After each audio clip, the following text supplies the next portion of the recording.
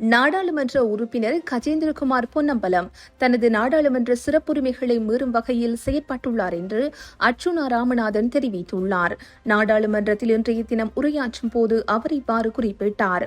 அவர் மோசமான வார்த்தை பிரயோகங்களில் தன்னை பேசியதாகவும், மேலும் பல குற்றச்சாட்டுகளை முன்வைத்து அதற்கு எதிராக நடவடிக்கை எடுக்குமாறும், அத்தோடு தனது பக்கத்தில் ஆசனத்தில் அமர்ந்திருக்கும் அவரை மாற்றுமாறும் நாடாளுமன்றத்தில் உரையாற்றிய நாடாளுமன்ற உறுப்பினர் அர்ச்சுனா ராமநாதன் சபாநாயகரை கேட்டுக் கொண்டுள்ளார். தொடர்ந்து பேசிய அவர், அபிவிருத்தி குழு கூட்டத்தில் எனது தாய் தொடர்பில் மோசமான வார்த்தைகளில் நாடாளுமன்ற உறுப்பினர் கஜேந்திரகுமார் பேசியுள்ளார். ஒரு சாதாரண மனிதர் கூட அவ்வாறான மோசமான வார்த்தைகளில் கதைக்க மாட்டார்கள். மேலும் எனது தாயை நான் கேவலமாக நடத்தியதாகவும் ஆங்கிலத்தில் பல மோசமான வார்த்தைகளை பிரயோகித்தார்.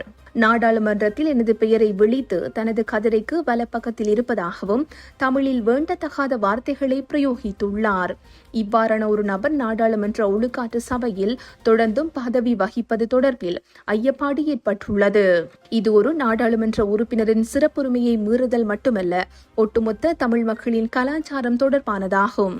ஆதலால் எனது கதிரையின் வலப்பக்கத்தில் இருக்கும் நாடாளுமன்ற உறுப்பினர் கஜேந்திரகுமார் பொன்னம்பலத்தை வேறு இடத்திற்கு மாற்றவும்.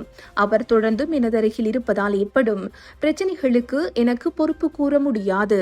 இவ்வாறான ஒழுக்கமற்ற பண்பற்ற ஒரு நபர் நாடாளுமன்ற சிறப்புரிமை குழுவில் இருக்க முடியாது என்று அன்புடன் கேட்டுக்கொள்கின்றேன் என்று ராமநாதன் அர்ச்சுனா குறிப்பிட்டுள்ளார்.